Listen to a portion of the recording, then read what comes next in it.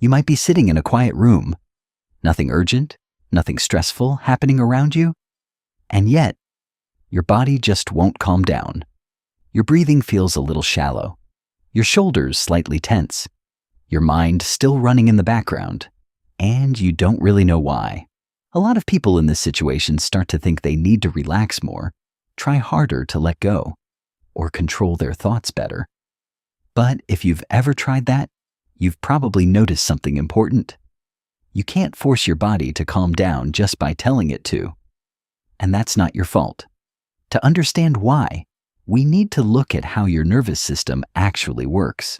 Your nervous system isn't designed to respond to commands like, just relax. It responds to safety.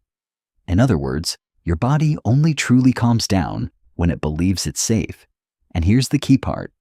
That sense of safety doesn't come from logical thinking. It comes from the signals your body receives throughout the day. In neuroscience, there's a concept called neuroception. It's the process your nervous system uses to constantly scan your environment and decide whether you're safe or not. And it happens automatically without you thinking about it. Your body picks up on subtle cues: light, sound, your daily rhythm, workload, the amount of information you're taking in, even unfinished thoughts.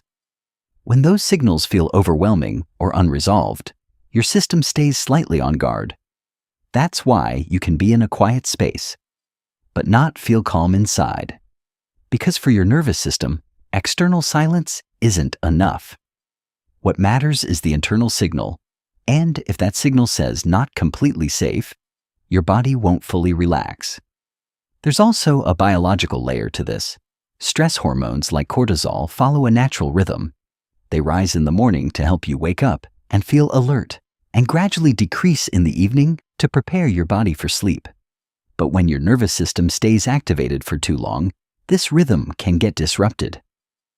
Cortisol may stay slightly elevated at night, which makes it harder for your body to shift into rest mode. You might feel tired, but not relaxed. You lie down, but your system doesn't switch off, and over time, that starts to feel normal. Another important piece involves calming neurotransmitters like GABA. GABA helps slow down brain activity and allows your body to relax.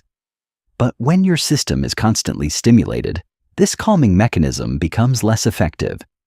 Not because something is wrong, but because the balance between activation and recovery is off. So your mind stays slightly on, even when you want it to rest. A very common misunderstanding is thinking that the problem is your thoughts. People try to stop thinking, to clear their mind, but the harder they try, the more frustrated they feel. That's because thoughts are not the root cause. They're a result of your nervous system state. When your system is slightly activated, your brain naturally keeps producing thoughts. It's not a lack of discipline, it's biology. Another piece that often gets overlooked is how we rest. Many people believe they're resting when they're scrolling on their phone, watching videos, or checking messages. But for your nervous system, that's still stimulation. Every piece of information you consume requires processing. So even though you're not physically active, your brain is still working. You might spend hours resting, but your body never fully recovers. Light exposure also plays a much bigger role than most people realize. Light doesn't just help you see, it regulates your internal clock. When you're exposed to artificial light at night, especially from screens, your brain receives the signal that it's still daytime. This delays the release of melatonin, the hormone that helps you fall asleep. And when melatonin is delayed, your nervous system struggles to transition into a true rest state. You feel tired, but not naturally sleepy. Over time, all of these small factors add up. None of them are extreme on their own, but together, they shape your body's baseline. You may find it harder to relax, harder to sleep deeply, and easier to feel overwhelmed. But because this happens gradually, it starts to feel normal.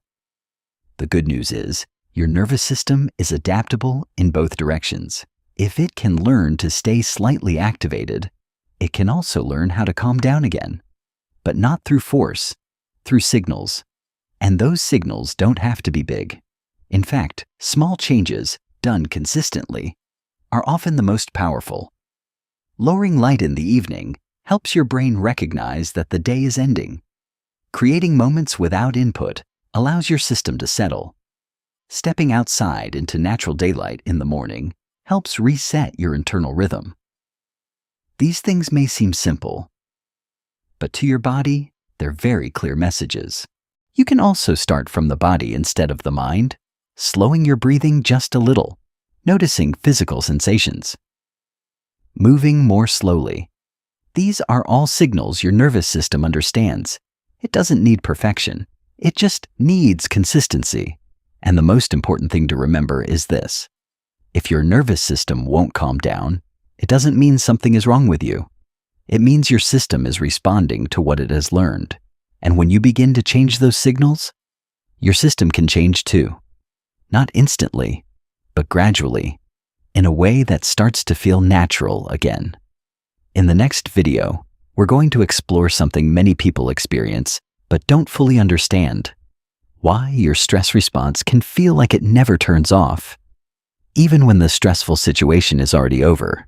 And if you'd like to better understand the signals your body is sending you every day, consider subscribing to Body Signals Lab. Because real health doesn't come from pushing harder, it comes from understanding how your body actually works.